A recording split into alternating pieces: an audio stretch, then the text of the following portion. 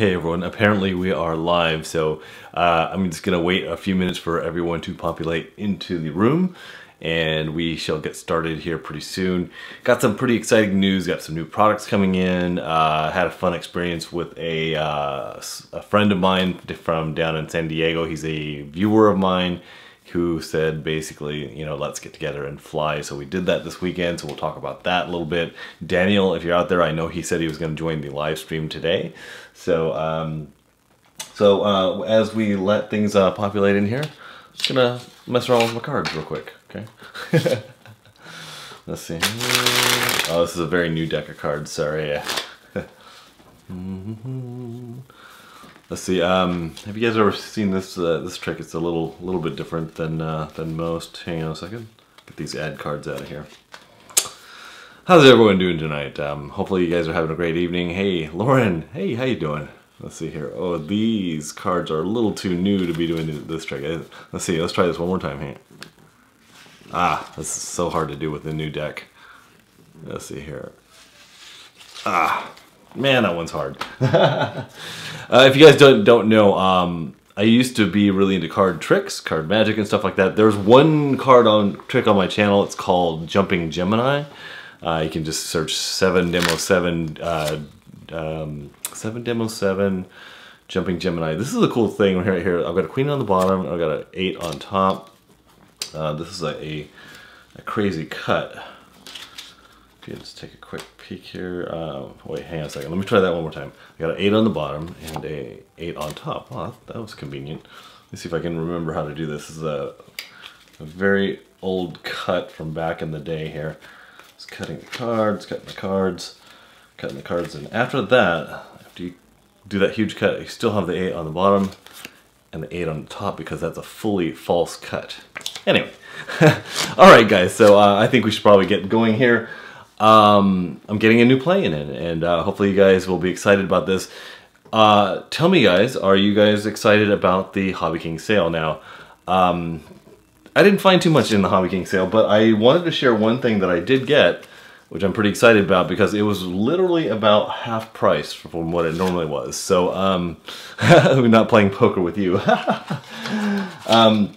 If you guys would have guessed from the thumbnail of this video, and I'm hoping that this shows up because let me turn down the brightness on my screen here. Hang on a second. That is the Durafly T28 Trojan. This is a 43-inch wide wingspan, 1100 millimeter airplane. I'm pretty excited about it because I have never owned a airplane that has retracts, and if you guys take a quick peek here at the price, it's $119. Now, I didn't even know this when I bought the airplane, but when I put it into my cart, and they don't advertise that on here, but it says free shipping. So so I got it for $119.99, so $120 free shipping, and it should be in my grubby little hands tomorrow. So I'm really cool. I'm really excited about this. I had the smaller version of the white and red and black one, the Trojan. It's the one that has the fixed gear on it. So this one's a lot bigger than the one I had before. So I've always regretted selling that airplane because the Trojan flies so well. This is the one that has the air brake in the center, which flips down, has the full retracts and full flaps. So as you guys know, up at Kite Hill we have a crazy short runway. So when the wind is coming in the afternoon, we have to kind of fly down this hill or sometimes along a pathway and do a dog leg left to land on the runway, and it's really challenging. It's a lot of fun, so I can't wait to try that out. So there was, let's see, Michael, he's a friend of mine who's a real estate guy. He says there was a guy flying the one very similar to the Kite Hill, a different color. Yeah, so this one is 43 inches wide, so this one's going to be much bigger than the one that I had previously, and so I'm quite excited about it. A couple of the guys have the really giant Trojans out there, the really big ones that run off a 6S. I have a video of that on my channel. If you guys search 707 and Trojan, these guys are amazing. It's called, I think the name of the video is called The Talented Pilots of Kite Hill, something like that, because it's the really big wingspan Trojans are really huge. They've got nav lights on it and everything. But anyway, it was like an evening flight. I just whipped out my iPhone and took a picture, some video of it. The video came out tremendous because it was one of those things I wasn't even planning. But these guys are amazing pilots. So these guys are flying in formation, you know, line of sight formation, just wingtip to wingtip. And during the flight, they actually made contact 2 times, and I would have been freaking out. At one point, the rear airplane, there's 2 identical T-28s, and one comes up and chops up the other guy's rudder. And none of them go like, oh my god, or, you know, they didn't freak out. They just kept flying. I would have been like seriously worried about my beautiful T-28 going down, especially at Kite Hill, because there's not a lot of time to recover, especially there, because they're not really flying that high. So anyway, if you guys are just joining us now, so this is the airplane that I'm getting. Like I said, it should be in my grubby little hands tomorrow. And like I was saying, this is, it's $119.99, and when I purchased it and I put it in my my cart, it had free shipping. Now I'm noticing right now that it says it's from the global warehouse. The one I got it was from the Western warehouse. So let me know, guys. Have you guys ordered anything from the Hobby King sale? Did you find any really good deals? The only other real deal that I was kind of excited about, and I didn't order what it is that I wanted. I should have got it, but I just waited a little bit too long, and of course now they are out of stock. So the other thing, this is really terrible camera work, sorry guys. The only other thing I really wanted was this right here. This is the Low Pro Drone Guard CS400. Now I have the CS300, and look at the price of this thing. It's $37.44, and it's normally a $127 pack. So those are the 2 main deals that I ran into on the Hobby King sale. Like, I know Hobby King kind of puts a lot of stuff up for sale. Some of the stuff doesn't even seem like it's on sale. It doesn't give you what the regular price of it is. It just shows you what the price is. So it's a little cheesy, you know. But every once in a while there is some pretty cool, really good deals. You really have to dig through it. So the Trojan, the T-28 was one of those deals. I think I brought the plug and fly, and the original price on that I think was maybe $190 or $200. So I'm getting it for $119. So that's really almost half off, right? And maybe not quite half off. Let me tune into my own channel here, and I'm gonna mute my computer. And let me go into my channel here, and so I can read you guys' comments in real time. So yeah, that was a really good price. So it's 120 bucks, and when I put it in my cart, they didn't charge shipping, so I wasn't gonna question it. So so definitely, so you really have to keep an eye out for those sale, you know, that sale. So I ordered that the first day. Oh, that's very distracting having me on the screen. So I'm gonna tilt this way here a little bit. So yeah, when the Hobby King sales come up, you really have to jump on the deals right away. Otherwise, you're just gonna miss out on the stuff. So let's see here. Let me just take a quick peek at your guys' comments here. Blackie Chin is here. Uprise FPV, Lauren, of course, Daniel Garrow. Hi, Jeff. I had a blast yesterday. So we're gonna talk about Daniel in just a moment because we had a kind of an adventure yesterday. Yeah, it was yesterday. Michael W. says that you're a man of many talents. I call it a wealth of knowledge, a wealth of useless knowledge. Michael W. says, when did the sale start? I think the sale started maybe 2 or 3 days ago. I wouldn't have known about it unless I got the email, and it just said, you know, that we're having a blowout warehouse sale. So I guess it all depends on what type of things you need to buy at the time. So, oh geez, Nathan, what the heck? Nathan, we might need to delete that comment. So, all right, guys. Daniel Garrow is a friend of mine. We've known each other for a long time from YouTube and Facebook and everything. So he's a San Diego crew, and he was like, "Hey, let's get going with some long range FPV up at Kite Hill." So he drove up from San Diego, and thank you so much, Daniel, for driving up. And I put in the title of this video, "When Things Go Wrong." So I'll just talk about that a little bit. So he started out on a long range flight. You know, did all the pre-flight checks. We did everything. And he actually went down. Now, there'll be a full video of this on my channel coming up pretty soon. With Daniel's blessing, he allowed me to film, and we have some really good footage of everything that went on. So, you know, it's a bit of an adventure. I mean, all the stuff that we do is a bit of an adventure. But what do you guys do as far as like how do you prepare for a long range flight? What is your contingency plan for if the worst should happen, if you go down? So just to kind of summarize what's going on, what happened yesterday is that he took off, and he was maybe about 3,000 feet out, so not too far out. This will be really interesting for the video because I'm basically going to show you guys the OSD and see if you guys can pick out what was the matter, what happened with the airplane, and why it went down. So anyway, we had some things that you know, he was looking at his screen, and he was monitoring certain things, and we got a certain vibration, and all of a sudden he noticed that his amp draw on his Vector OSD was down at basically 0, and the 30 seconds before that, I told him, hey, you're dropping altitude, and then a few seconds later, you're still dropping altitude, and then finally we noticed that, of course, his amp draw had gone down to 0, so there was definitely a problem. He turned back around, was able to ditch the airplane in an area. And that's why it's a good place to have someone that is knowledgeable about the area when you're going on a long-range flight.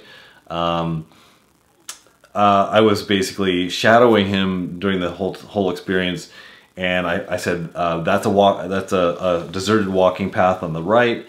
Aim for that. So he basically was able to glide it down, and he was starting to go into a bit of trees on the left, and he had the good instincts to swerve to the right and stay into an open field, and it ended up only being about 1,500 feet away from where we took off from. So I think that was about 1,500 feet. So he went down. He was like really hyped up. He's like, "Oh, I don't know what happened." You know, it was a big mystery to what had happened. So, and I'll get to your question here in just a second, Michael. I just saw that pop up. Our contingency plan was, number one, he had the GPS readings of where he went down. I was super familiar about where he went down, which is across the street out towards Elysian Woods Canyon, which is the direction that we fly. But imagine if we weren't people who were conscious of where we fly. Let's say if you were just flying over metro area, you went down on some sort of a place where there's houses and parks and all that good stuff. So anyway, so in my mind, I was sitting there thinking, I know exactly where that is, and I had my Mavic Air with me, so I put my Mavic Air up in the air, and I flew across the way, was able to spot the airplane right in the middle of the field where he landed, and I'm like, okay, I know exactly where that is. A buddy of mine drove me down the hill across the street, and I hiked up to the top of this kind of like little mountainous little hill, and I was able to recover his airplane very, very easily. So of course I went, instead of him, I had my kids with me, so Daniel stayed with my kids so he could just watch them. But yeah, one of the things that you have to think about when you think about long-range FPV is that you've got to have time on your side. You can't have the sun going down, stuff like that. You have to have a really well checked out airplane that's you're using a prop that's well within your motor's capabilities, all that good stuff. So anyway, we had ways to recover it, and it really was one of the easiest airplane recoveries ever. However, where he did go down, and of course he didn't have any choice of like how far he was going to fly, but if he had landed about 100 feet further, he would have ended up on a embankment which was really steep, and it would have been really hard to recover. So, okay, so so that's going to be the title of the video for when I do get it edited. Let me just let me shrink this down here. I'll show you guys. I've got the edit. Got the edit right here. So this is his airplane here. This is the Sky, his full-size Sky Hunter. A really cool airplane. He calls it the FedEx airplane. So let me just pause that right there. So this is Daniel, and we are doing the pre-flight check. And during the pre-flight check, we actually realized that his elevator was not working as well. So he had plugged it in the internal bay backwards, so and it was not working. So we did all this stuff. Even though we did a full pre-flight check, there still was a problem, and we'll discuss that. And I don't want to spoil it for the actual video. So you've got to have a plan. You got to have recovery. You've got to have proper footwear. I actually have a machete that I keep in case I do need to go into some quite wooded or overgrown areas. I do carry. I don't carry it in my car anymore, but I used to carry just boot gaiters, so that when you are going in through stickleburrs and stuff like that, that you don't just get fully itched up from all the crazy the plant life going into your shoes or into your boots. So anyway, so let me just go back to your guys's comments here. Let me just shrink this down here. It's got my Final Cut Pro going here. So I'm just gonna look quickly at you guys' comments.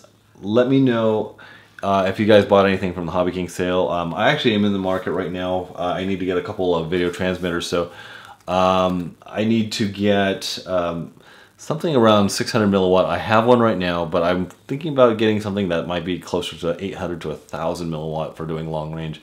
Now, all my FPV, I always do it on 5.8 because I've been out quite far with 5.8. I've been super happy with it. I like the clarity of 5.8. So let me just take a look at you guys' comments here. Let's see here.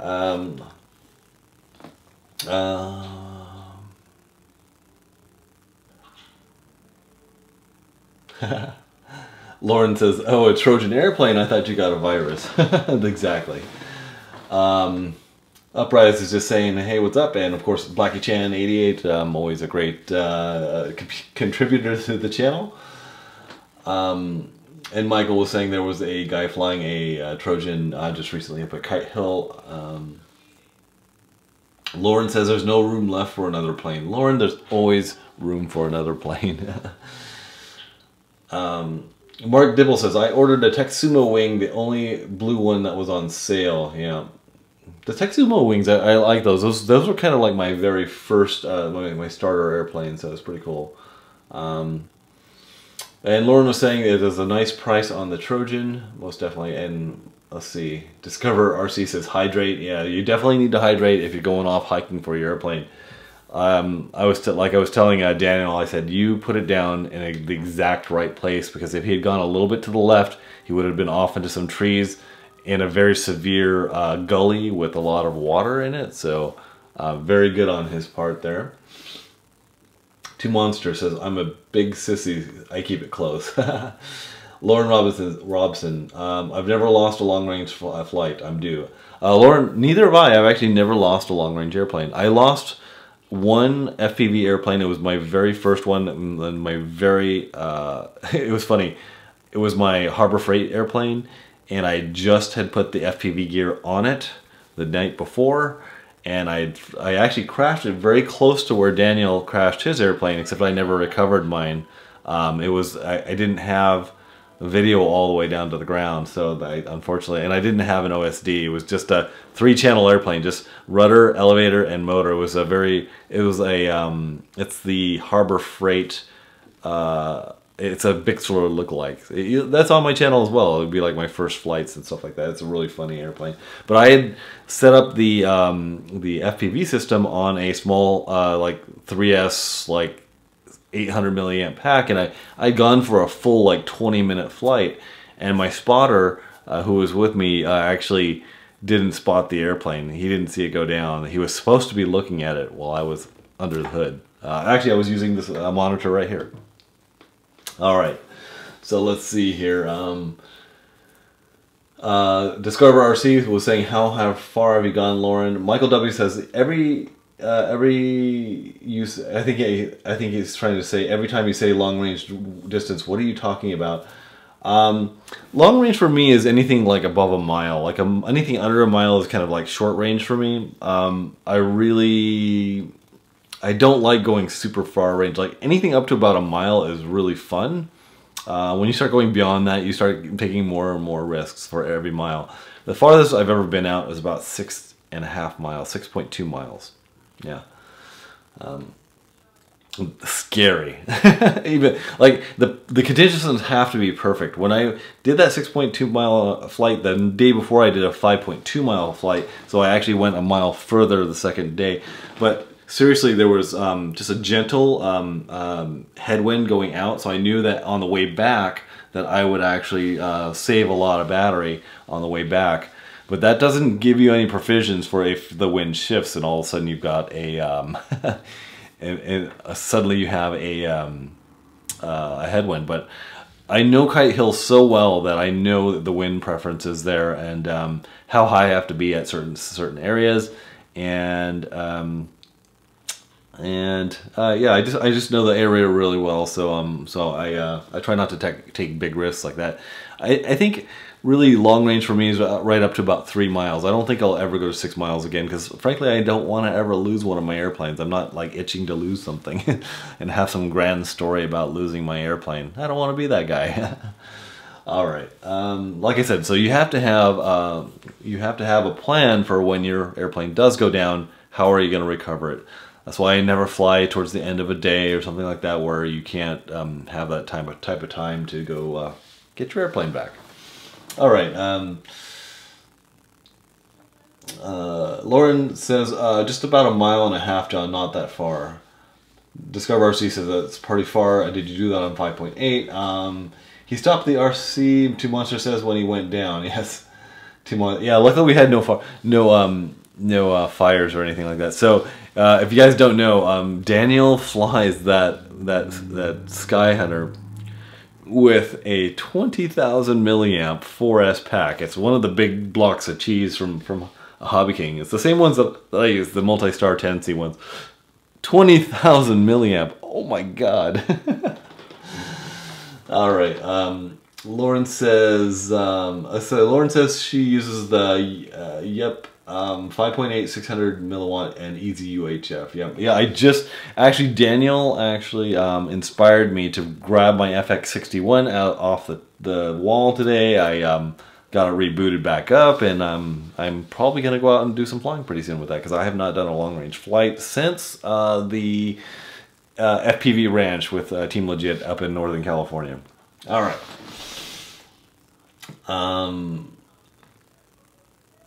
Lauren says, thanks, not as much as streamers and Rob dive bombing. And Discover RC says his problem was the stopping the RC. He should never stop. Let's see here. Let me just... Harley Carter's here. Hey, Harley, how you doing? Yeah, I actually have an Eagle Tree Vector smooth virus that I'm going to be putting in one of my airplanes. Possibly, I have a second mini Drac that I'm going to be building pretty soon. Richard Coggins says, I always fly my long-range planes with a Tracamo installed. Tracamo is a battery-operated single unit that you can call, and it will tell you where its location is, which is really good. I actually had a viewer of mine send me a Tracamo for testing. At the time I was just really busy, and he requested it back, so I sent it back to him. So so I never got to actually test the Tracamo. I didn't want to lose his Tracamo either, so all right. Let's see here. Alex, hey Jeff, the Strix flew awesome. I'll send it to you. Oh, Alex, that's really cool. Thank you so much, man. Alex is another buddy of mine that I've gotten acquainted with, and we did some flying the other day. Let's see, Mark Dibble. What is the range of a typical transmitter like a DX6? I did a DX6. I actually did 2 miles on a DX6i. I'm trying to. That's to smooth wire. So that was during the multi-copter days of the Flamewheel, the F450 Flamewheel multi-copter. So I had a failsafe on it, so I knew that once I went out that far, I think I went 1.8 miles with the DX6i. Pretty crazy. So it's funny because as soon as I went to my DX8, I thought, oh, this is going to be a much longer range. I flew my F450 out to like a mile and I fail safe. So for some reason the DX6i went further than my DX8, which is kind of bizarre. Let's see here. Mark Nibble, I've been pushing my limits then, thanks. Okay. Daniel Garrow, my only long-range flight I ever lost was found by a homeless and returned to me a month later. Oh, wow, that's cool. You must have had your address on there. Or your phone number, possibly.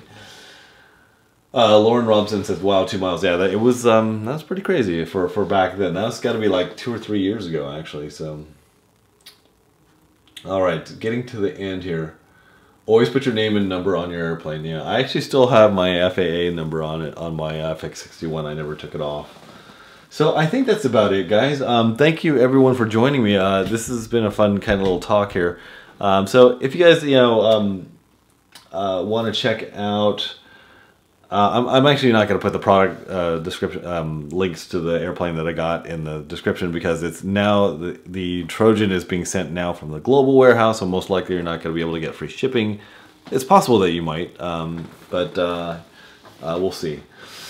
A couple other comments here. Michael W. says, last year I met a guy at Kite Hill who was testing a system that uses cellular. The idea you can fly as long as you have cellular service. That would be tough. Like if you went up to like the dry lake bed area. I'm not sure if you actually have cell service up there, so that could be a potential problem. But yeah, I think probably the Tracamo might work on the same system. However, I do not know, so don't take my words for it. Alex says, I lost a wing with a GoPro and Vector. Oh man, when my phone rang, it was between my phone and a cell tower. Oh, okay. Anyway, guys, I just want to say a big thanks to Daniel for coming out. I mean, he literally drove like an hour and a half to get up to Kite Hill and got all set up and everything. Oh, the other thing I should mention is Daniel's plane had minimal damage. He had a little bit of crinkling underneath the nose, but where he landed was actually a real soft patch of like not weeds, but kind of long grass. So I think when it looked like it came down real soft like this, but it was at like 47 miles an hour was like the last registered speed. So he kind of like, I think, belly flop like this, and then it just kind of went over onto its top. So no damage other than a little bit of weeds in the nose gear and just a little tiny bit of crinkling underneath the chin there. Richard Coggin says, old Tracamo works on 2G networks. The new version works on 4G networks. Metworks. All right, guys. Thanks for joining me. Hopefully we do some more of these get-togethers online. I would like to get a regular schedule going for these. You know, maybe I could do them from my office or from home, which I'm doing them from now. What do you guys think? So what I want to start doing in the future is just kind of these chats where we kind of talk about like our experiences with RC. And I just got a notification as I was queuing this video up that there's going to be some sort of a toggle switch so that everyone can see your comments on the replay back from YouTube. So I think they have listened to all the creators, so so that everyone can see your comments. Yeah, so anyway, with that being said, let me think here if there's any other things that we can get to. All right, okay guys, here we go. This is the fastest card trick in the world. So we got a joker, now it's a 6. See you guys later, bye.